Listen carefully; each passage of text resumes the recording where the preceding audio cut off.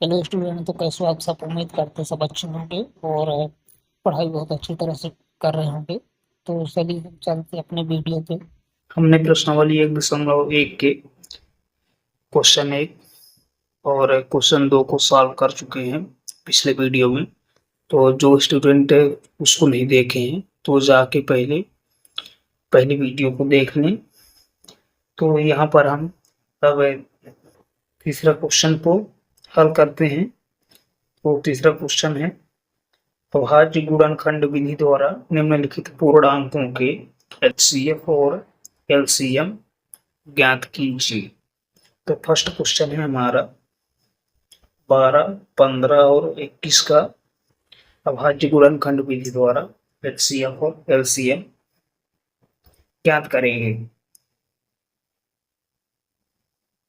तो हम यहाँ सॉल्व करते हैं। हल पहले हम 12 को लिख देते हैं। 12 का हम अभाज्य गुणनखंड निकालेंगे, इसको 2 से निकालेंगे तो 2 के द्वारा ये 2 3 6 हो जाएगा और ये 3 एकम 3 हो जाएगा। इसी प्रकार से ही 15 का निकाल लेंगे तो 15 किससे कटेगा, से कटेगा तो 3 5 15 हो जाएगा और ये 5 से कटेगा तो 5 एकम 5 हो जाएगा। इसी प्रकार हम 21 को 21 पहले किससे 3 से कटेगा तो ये हो जाएगा 3 7 21।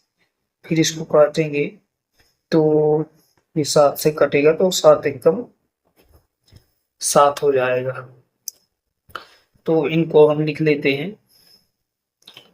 12 बराबर है 2 गुणे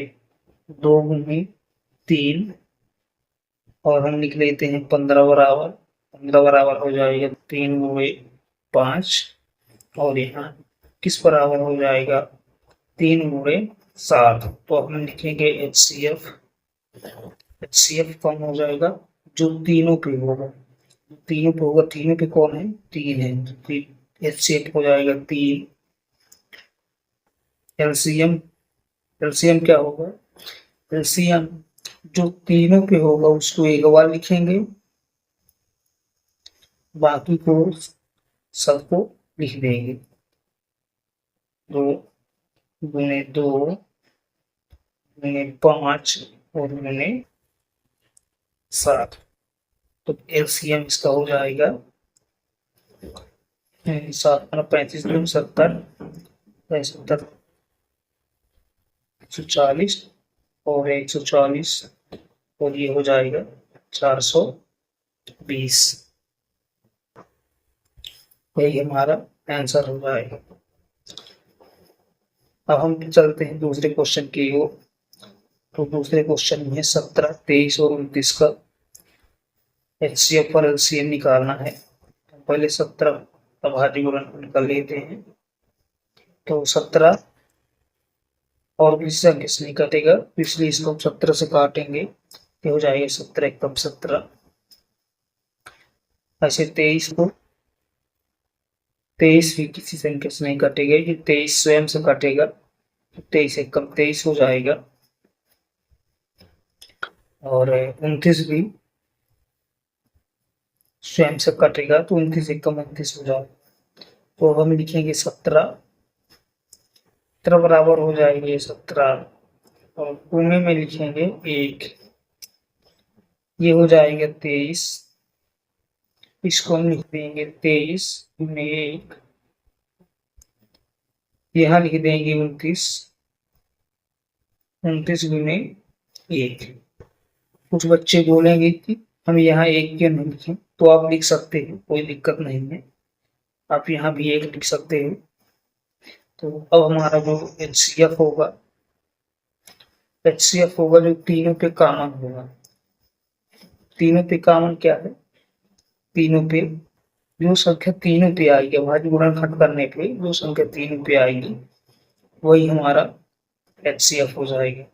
कौन कौन है, 1, इसका एचसीएफ क्या हो जाएगा 1 और इसका एलसीएम हो जाएगा, एलसीएम हम लिख लेंगे 17 गुणे 23 गुणे 29 इसका जो एलसीएम होगा वो हो जाएगा 11,339। यही हमारा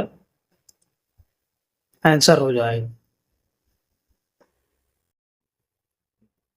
हम तीसरा क्वेश्चन देख लेते हैं।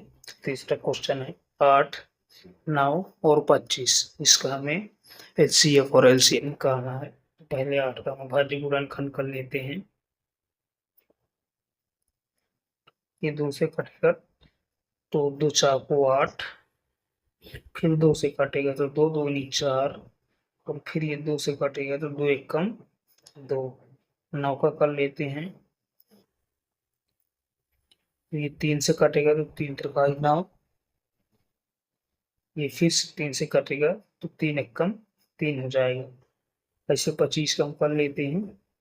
ये 5 से कटेगा तो 5 पचम 25, और ये 5 एकम 5 हो जाएगा। अब हम 8 को लिख लेते हैं। 2 गुने 2 गुने 2। हम 9 को लिख लेते हैं 3 गुने 3। ऐसे हम 25 को लिख लेते हैं 5 गुने 5। यहाँ हम 1 भी लिख लेंगे, तो यहाँ जो इसका HCF आएगा, HCF बराबर हो जाएगा, तीनों पे क्या कॉमन है, जो तीनों पे संख्या हो। यहाँ 2 है, यहाँ 2 है, यहाँ 2 है, इसमें 2 नहीं है ना, इसमें 2 है। यहाँ 3 है लेकिन यहाँ 3 नहीं है, और यहाँ 5 है तो इसमें भी 5 नहीं है। तो कोई भी संख्या तीनों पे नहीं है, तो हम HCF क्या हो जाएगा हमारा 1।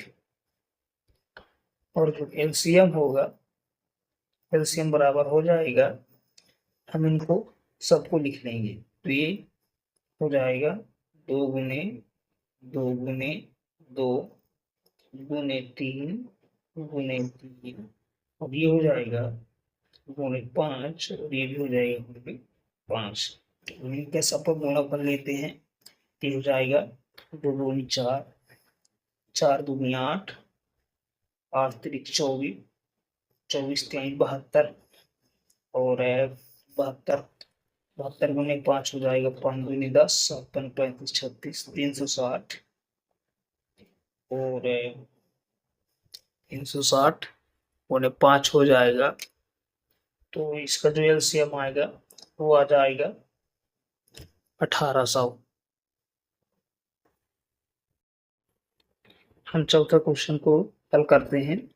चौथा क्वेश्चन है HCF 306 657 बराबर 9 दिया है, तो एलसीएम ज्ञात करना हमें। तो हमने फार्मूला पढ़ा था, दो संख्याओं का गुणनफल। क्या पढ़ा था, दो संख्याओं का गुणनफल।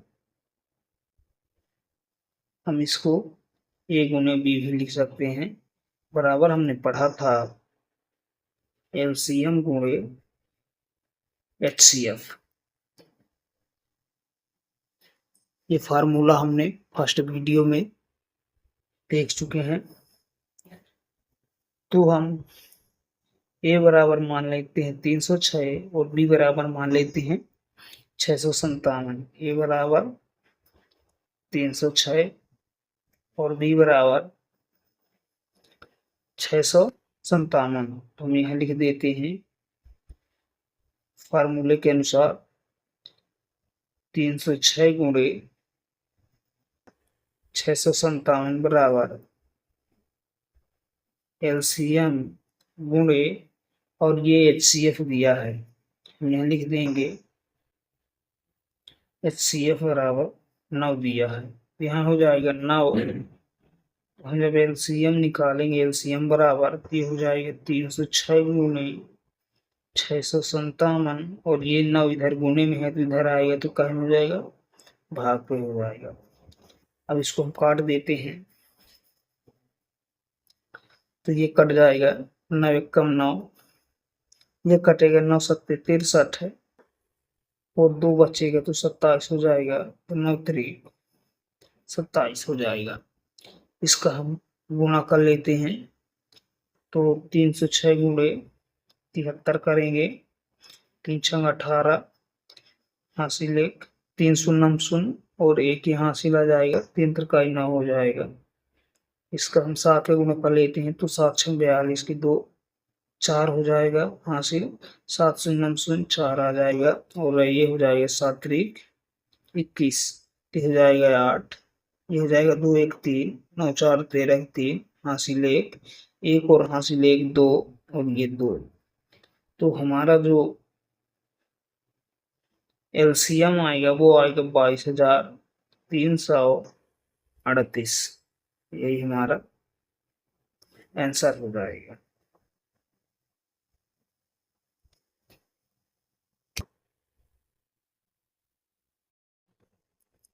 हम क्वेश्चन 5 देखते हैं। तो क्वेश्चन 5 है हमारा, जांच कीजिए कि क्या किसी प्राकृतिक संख्या n के लिए संख्या 6 की पावर n अंक 0 पर समाप्त हो सकती है। तो हम देखते हैं इसको, हम लिखते हैं हेलो, यदि कोई संख्या यदि कोई संख्या 0 पर समाप्त होती है, यदि कोई संख्या 0 पर समाप्त होती है या समाप्त होना चाहती है, समाप्त होना चाहती है,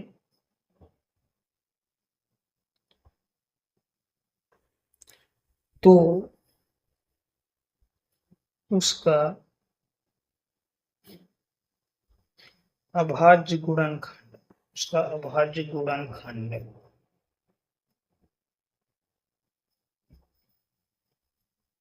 उसका अभाज्य गुणनखंड में कम से कम एक बार कम से कम एक बार 2 गुने 5 आना चाहिए। यानी कि जब हम अभाज्य गुणनखंड करें तो एक बार 2 गुने 5 आना चाहिए, क्योंकि ये बोल रहा है कि अंक 0 पर समाप्त हो सकती है, यानी कि जो इकाई का अंक है वहां 0 आना चाहिए। जैसे हम पढ़ते हैं इधर से, ये इकाई हो गया, दहाई हो गया, सैकड़ा हो गया, तो यहाँ जो इकाई का अंक है यहाँ 0 आना चाहिए किसी भी संख्या n के लिए, 6 की पावर n अंक पर। ठीक है, इसलिए जब हम 5 दूनी 10 करेंगे, 5 दूनी 10, तो यहाँ इकाई के अंक पे 0 आएगा। ठीक, तो ये होना जरूरी है।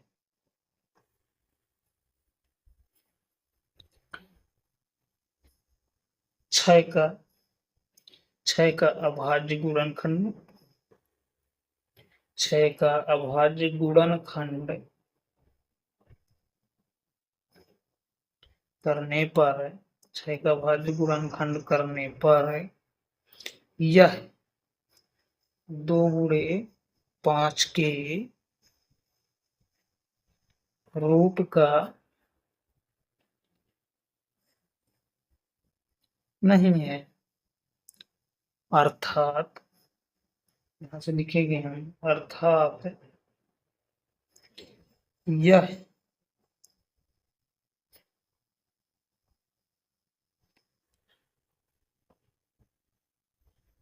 कभी भी 0 पर समाप्त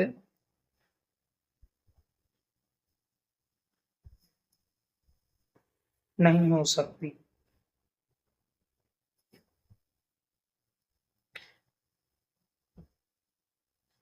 किसी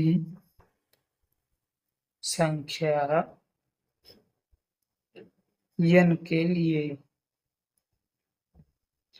किसी भी संख्या n के लिए, अर्थात यह कभी भी 0 पर समाप्त नहीं हो सकती है किसी संख्या n के लिए। ठीक, यहाँ भी नहीं थी।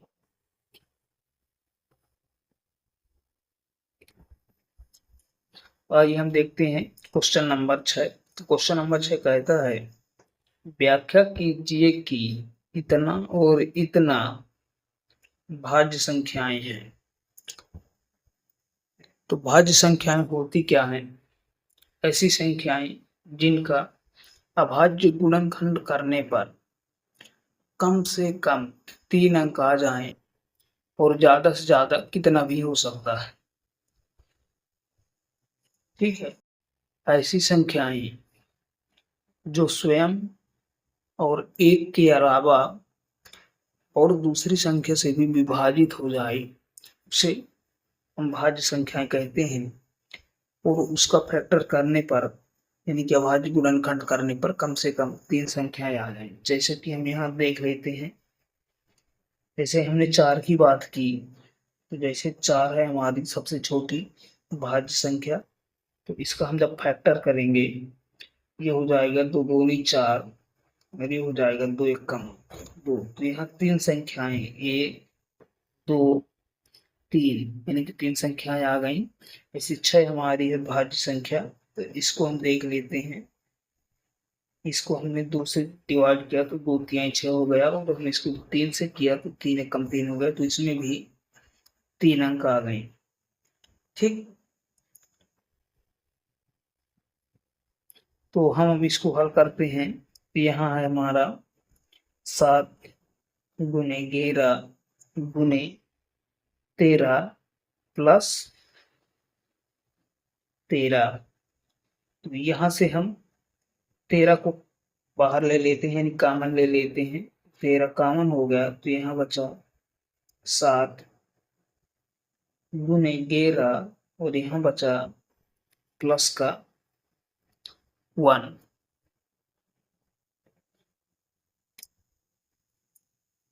इसको हल करेंगे तो हम यहाँ इसका कॉमन नहीं लेंगे।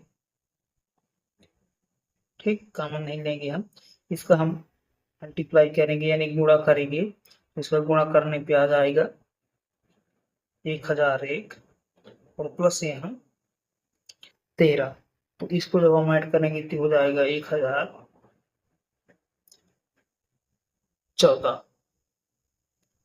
तो अभाज्य संख्याएं क्या होती है, हमने क्या बताया, वे संख्याएं जो स्वयं और एक के अलावा किसी और दूसरी संख्या से भी विभाजित हो जाए वो क्या होती है, भाज्य संख्या होती है। तो हम इसका फैक्टर निकाल लेते हैं।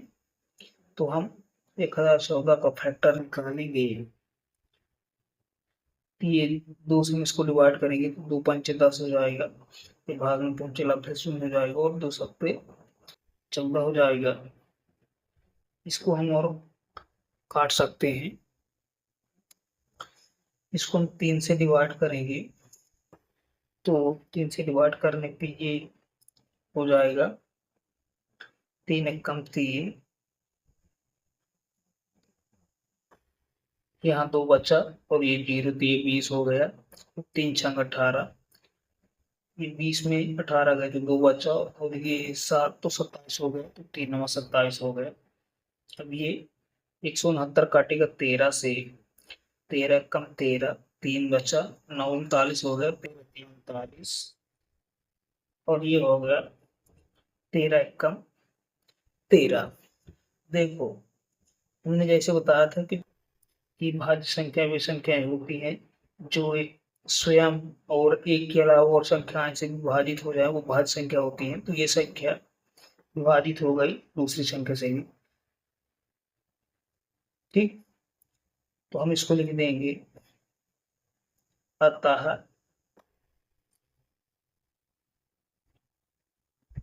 7 गुणे 11 गुणे 13 13 एक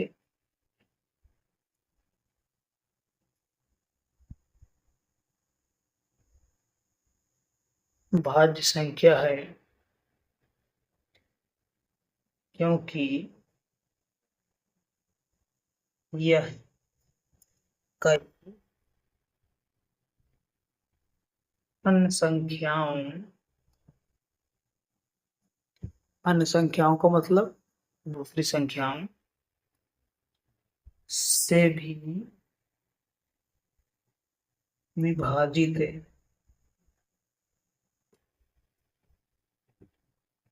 हो सकता है।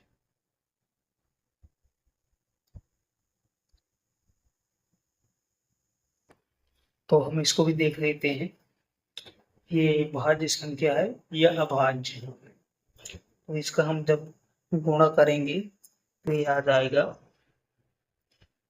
5040, और इसमें हम 5 जोड़ेंगे तो ये हो जाएगा 5045।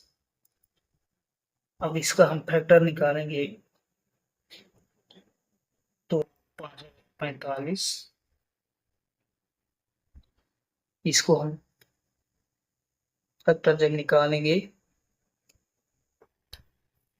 इसको हम 5 से डिवाइड करते हैं तो 5 एकम 5, 0 भाग में पहुंचे लग 10, 5×45।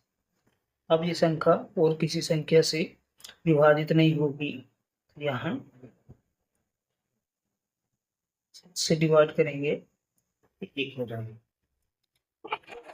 तो हमने क्या बताया कि जो भाज्य संख्याएं होती हैं उनका फैक्टर करने पर, यानी कि गुणनखंड करने पर कम से कम 3 संख्याएं होनी चाहिए। तो यहाँ पर 3 संख्याएं हैं, तो हम लिख सकते हैं यहाँ कि अतः फिर गुणे 6 गुणे 5 गुणे 4 गुणे 3 गुणे 2 गुणे 1 धन 5 एक भाज्य संख्या। कारण क्योंकि यह कई अन्य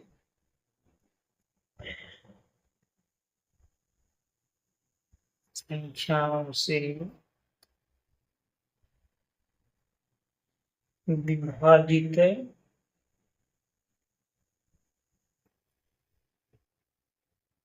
हो सकता है।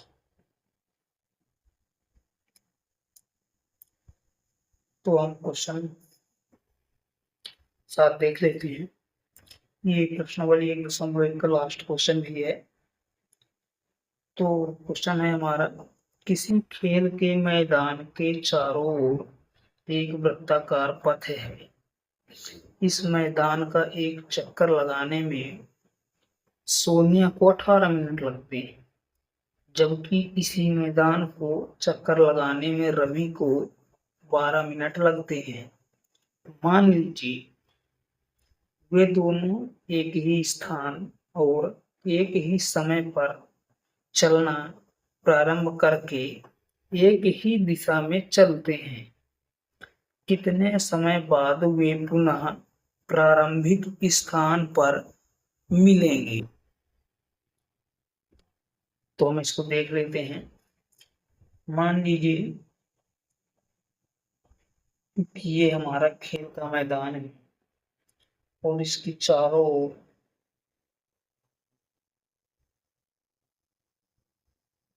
एक वृत्ताकार पथ है। ठीक, सोनिया को कितना समय लगता है इस वृत्ताकार पथ को चलने में? 18 मिनट। कितना लगता है? 18 मिनट लगता है किसको? सोनिया को। क्या करेंगे?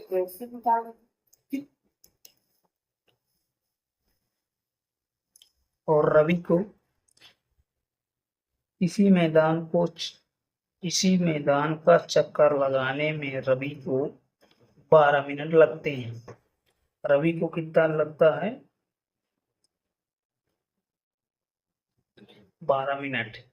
मान लीजिए वे दोनों एक ही स्थान और एक ही दिशा पर चलना प्रारंभ करके एक ही दिशा में चलते हैं, कितने समय बाद वे पुनः प्रारंभिक स्थान पर मिलेंगे। तो जब भी इस प्रकार का क्वेश्चन आता है तो हम इनका एलसीएम निकाल लेते हैं। एलसीएम हम निकाल लेते हैं इनका 12 और 18 का एलसीएम हम निकालेंगे, ये 2 से डिवाइड होगा तो ये हो जाएगा 2 छक्के 12, ये हो जाएगा 2 नामे 18। इसको हम अब 3 से डिवाइड कर देंगे तो हो जाएगा 3 दूनी 6, 3 त्रिकाई 9। तो अब इसका हम एलसीएम निकाल, अब हम इन सब का गुणा कर देंगे तो 2 गुने 3 गुने 2 गुने 3 कितना हो जाएगा 3 गुना के 6, 6 त्रिक 18 और 18 दूनी 36 मिनट। तो वे दोनों कितने समय बाद वे पुनः प्रारंभिक स्थान पर मिलेंगे 36 मिनट बाद। यही हमारा क्या हो जाएगा आंसर हो जाएगा। आप इस क्वेश्चन को अभाज्य गुणनखंड विधि से भी कर सकते हैं, तो उसको आप ट्राई करना। और अगर ये वीडियो आपको अच्छी लगे तो चैनल को सब्सक्राइब और लाइक करना ना भूलें, और अपने दोस्तों को भी शेयर कर दें।